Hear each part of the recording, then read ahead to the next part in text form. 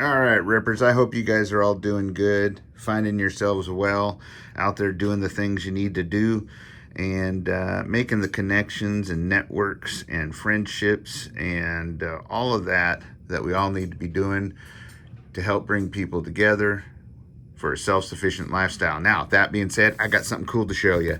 Look at this. I was at the Army surplus store and I found these. Now, I believe if you look it up on the internet, you might be able to find them too. There's, I think, a number that would relate to it, which is TC2111. Now, keep in mind, these are older manuals, so the information may be a little dated, or a lot dated, but it's all still pretty relevant from what I saw flipping through it like I did. It's called the Pocket Medic Emergency Aid Guide for Soldiers. This thing is really handy and cool.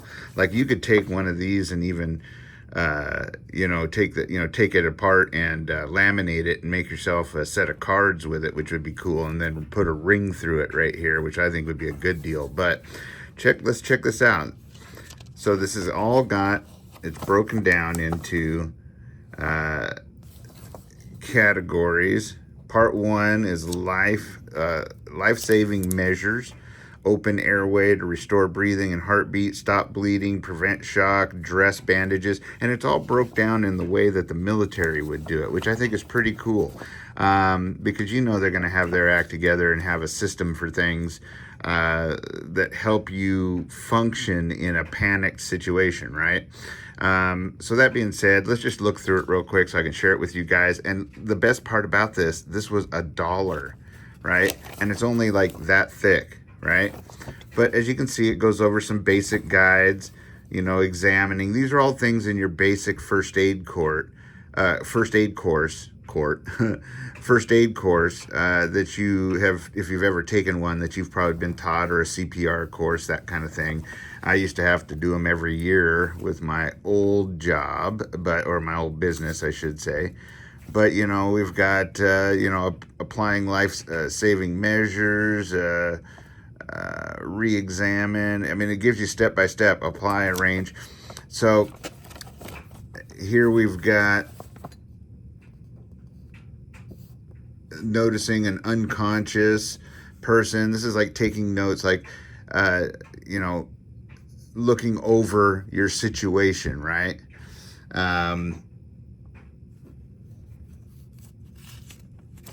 Do not pull or tear clothing, do not touch or try to clean, do not remove. I mean, it tells you all the do nots and do's that you should be doing coming up on a situation where somebody's hurt, right? And this is something too you could study and kind of memorize some of these things, right? Here's how to open an airway, which, some of us know this, but some of us don't know that, you can simply grab the chin and pull up on it to open. It's called a chin lift. That's it right there. That you can do. There's a two-handed chin lift right there. We've got restoring breathing. So even though current CPR, they just do chest compressions and they've really gotten away from rescue breathing, it still isn't a bad idea to know. In some of my kits, I have the mask that goes over the person. In my big kit in the car has a mask that goes over their face that you can either blow in yourself or take the little squeezy ball thing and hook up to it, right, where you squeeze the bag and help do it that way, which if you don't have one of those, that's a really good thing to have. They're not really as expensive as you'd think they would be, but it also helps keep, viruses and other things from getting into your system. So this basically goes over regular CPR. And in fact, they probably didn't even call it that back then. They call it mouth-to-mouth method of artificial respiration. And stick around. Don't leave this video yet, because there's some cool stuff towards the midpoint of this that you might not find in just your normal first aid things. Chest pressure and arm lift. So this would be your, CPR, your beat cycles and whatnot that it goes through. It has here restoring a heartbeat. And what I like about it is it's got nice descriptive pictures in here to go along with it. They kept it really simple, which I love. and they have one rescuer versus two rescuers type of thing. The stop bleeding section, this is a really important one too, I think. And it you know, goes over checking, you know, all things for wounds. Don't just get focused in on one. Elevation of the limb, pressure dressings, tourniqueting, all that kind of stuff, cutting the clothing away, etc., etc. I mean, it really is a good book. Here we've got, and this is the parts I like, are these pressure dressings, or these what do they call this, drawn, or what's the word I'm looking for? Put it in the comment section if you know it. You know, where they do illustrations, right? That's it. I got it. Haha. Still got a few brain cells left in there. But that's what I really like, are these illustrations that show how you're supposed to do it, right? Because if you have something to look at and you can get it into your memory when the time comes to do it, and you should be practicing this too. Whenever you buy a dressing like this, buy an extra one so you can use it for practice, right? And be doing the practice at home. But this tells you a good way to tie it off, right? And how to tie it off. Here we've got elevation, of course, of the loop. Now this was a handy one I liked. This is where you can find veins and arteries and whatnot to check for pulse and things like that on the human body. That's a handy reference, because some areas could be collapsed due to traumatic injuries that have been sustained to that area, right? So you're going to need to find alternate locations to take a pulse once you have somebody stable and, say, tourniqueted off or pressure dressed, etc., right? Goes over here how to make a tourniquet with rope or even cloth if you don't have. Now, I of course recommend that you guys have a cat, cat 7 tourniquet now, but there's all kinds of other good ones. But you know what? Maybe you get caught off guard, which you shouldn't, but maybe you do, and you don't have a tourniquet, and all you have is your shirt that you got to cut up, or your belt, or a piece of rope that you find, or something like that, and it tells you how to make a tourniquet using a stick to crank it off with as your windlass. That's what you call the stick that you twist, the windlass, right? How to prevent shock, how to splint fractures, how to position the soldier. I mean, and now this is where we go over the dress and bandage, the kinds of the pressure dress bandages. These are like your Israeli bandage or any of those pressure dressings like that, and how to apply them. I think that's really awesome. You've got, this is the section I really was happy to see in here, because I had went over this here recently with you guys, that you can do a lot with a triangle bandage, right?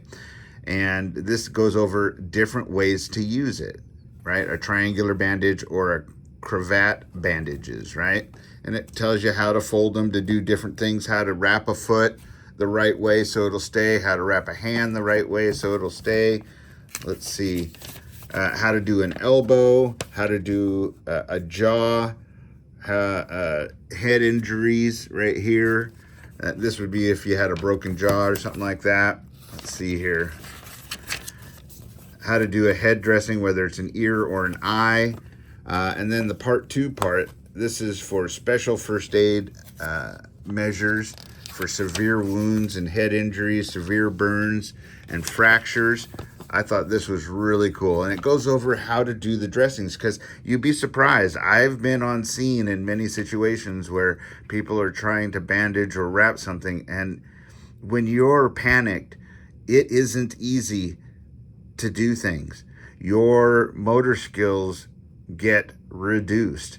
So this will help you know what to do and how to do it, and not fumble through it, so that you're actually effectively helping somebody. I mean, look at this. And this is just using your regular pressure bandage, like a Israeli bandage and whatnot, for a head trauma. Goes over face and neck wounds, what to do for a bloody nose, of course.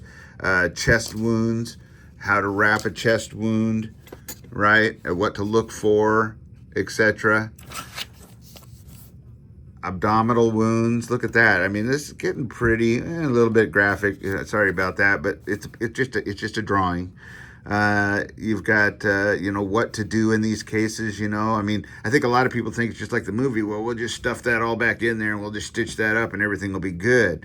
But in a lot of cases, you don't do that. You kind of leave it be and pack it off until help gets there. Right now, we're not talking about, I mean, this kind of stuff would help in a total SHTF where there's no help out there. But at the same time, this is more about what to do until help arrives, right? Emergencies, because while we're not as likely to have SHTF major happen, we can have all kinds of minor SHTFs that we need to be prepared for, right? Little emergencies that if we have just a little bit of knowledge, can go a long way to helping somebody and maybe even saving their lives, right? We've got severe burns here, what to do about severe burns, because there's a lot of myths out there of what to do. Do you put water on it? Do you not put water on it? Do you put gel-based type things on it or not, like aloe, et cetera, et cetera? And a lot of those, it's more about when do you put those things on it? At what point, right? And what kind of burn is it? What level? First, second, third degree, right? We've got fractures, and I know I just did a video where I showed you guys a splint that is a pre-made store one, but here's how to splint somebody up if you're just using natural things you can find, like boards or sticks or whatnot, and then how to tie it off to them. I mean, I bet you most people wouldn't have thought about tying it off to the body in a straight line like that until you can get them help or get them mobile to go to help, right? Same thing here with your triangle bandage, right? And putting yourself in an arm splint or sling. Here we go. Here we have splinting an entire leg, right? An ankle. Position you need to be in, right? Putting padding where it needs to be. How to transport somebody, keeping them straight. How to lock off their head so you don't create further head injury. How to move somebody. I mean, these are all great things.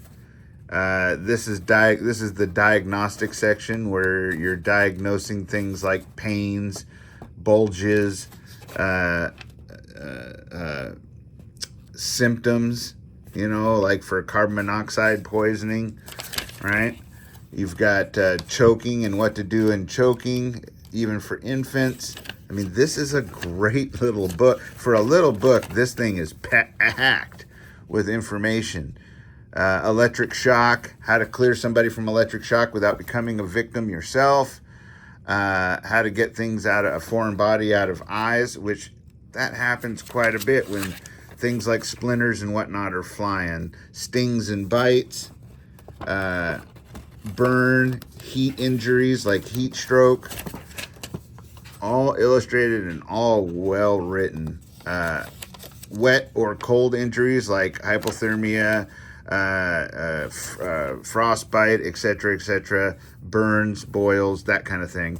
This is really, really a good book. So there it is. So you can look it up on the intranet. And there you go. And like I said, at this Army Navy store, it was $1. So I'm sure you can find these. This would be a great thing to get like a box of. Buy 20 of them and then hand them out as gifts to your family, right? Or to your mag, or to your community that you have locally and whatnot like that. This is something everybody should probably have in their pack, all right? And like I said, you could laminate this thing off into cards and put a little ring clip through it here so you can flip through it quicker and have it waterproof, which I think I'm going to do with one of these and then show you guys how it turns out. So until next time, I hope this guy helps you guys out. I think this is a good one for not only helping yourself but helping others. And until next time, stay safe, be secure, always be aware of your surroundings, right? Be getting ready and prepared for anything that may come your way. Always carry. And until next time, adios and aloha.